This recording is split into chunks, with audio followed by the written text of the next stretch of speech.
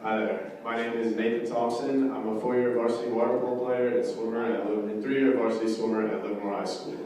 It's such an honor to stand here being considered for the Scholar Athlete Award. I want to thank Livermore Granada Boosters for this opportunity, as well as the coaches I've had the chance to work with and learn from over the years. I'd also like to thank my parents. I've gotten to this place with all their help because I've learned how to take down my biggest athletic rival, my invisible opponent, my anxiety. Generally, all athletes have their key rivals. Tom Brady has Peyton Manning, Steph has LeBron, and Muhammad Ali has Joe Frazier. It was different for me, however. Kendrick Lamar once said, "It was always me versus the world until I found it's me versus me." Throughout many years of sports, tournaments, and competitions, I never really found myself going head-to-head with a specific person or finding weaknesses in my adversaries. This was because my biggest rival was always myself. From the moment my parents put me in pee-wee sports, basketball camps, or the pool, it was always the same cluster of mental obstacles that held me back.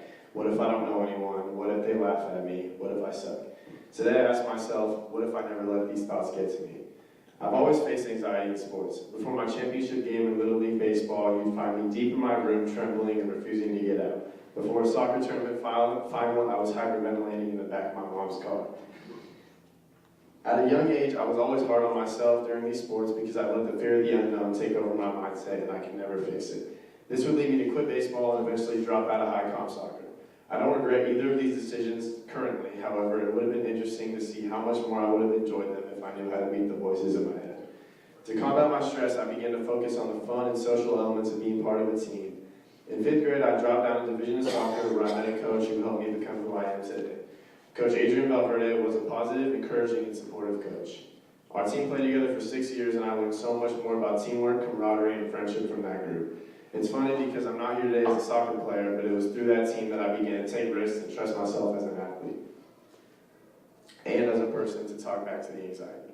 I did that by trying new things even when I had to force myself to do them and did not give in to the negative voices in my head. I also started reminding myself regularly to stay in the moment with the game and to not think about past or future performances. I gave myself permission to make mistakes and not to catastrophize them. My soccer experiences prepared me for the good things to come at LHS. When I eventually quit soccer, it was at the beginning of high school that I decided to play water polo.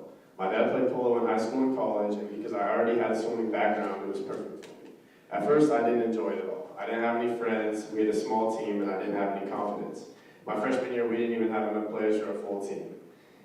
But we did have a great time playing together, and I focused on learning all that I could. The team has grown steadily over the last 3 years, and I've been so fortunate to learn and be mentored by Coach Nate Brandon and to play with our outstanding goalie, Aiden. Our stats as a team have greatly improved, and my own stats have been beyond my own expectations. Last year, I set the Livermore High record for most goals scored in a game against Granada, no less, and I made E-ball honorable mention. This year, we made it to our first NCS game of my career, and I broke the LHS record for most goals in a season. I also had the most goals in E-ball. I was selected as most valuable offensive player for the last 2 years for the Livermore team. If I had let my anxiety get the best of me, I would have never known my own capabilities or the joy of the game. As much as I learned about the game of water polo, I also learned that it's okay to talk about anxiety and it's okay to say when you're struggling and when to ask for help. Well, I still have to challenge negative thoughts, I now know how to talk back. Imagine if I let the what ifs stop me. What I've learned after so many years of sports and so much mental adversity is to change my perspective. What if I make friends? What if I laugh? What if I succeed? I want to thank my teammates, coaches, and everyone else who has guided me through this journey and shown me that my greatest victory so far is overcoming the negative voices in my own head.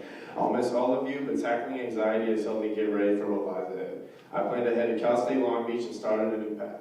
I hope to find club teams and keep playing the sports that I love. My goal is to study exercise science and prepare for a future as a physical therapist and to also pay it forward by coaching in the future.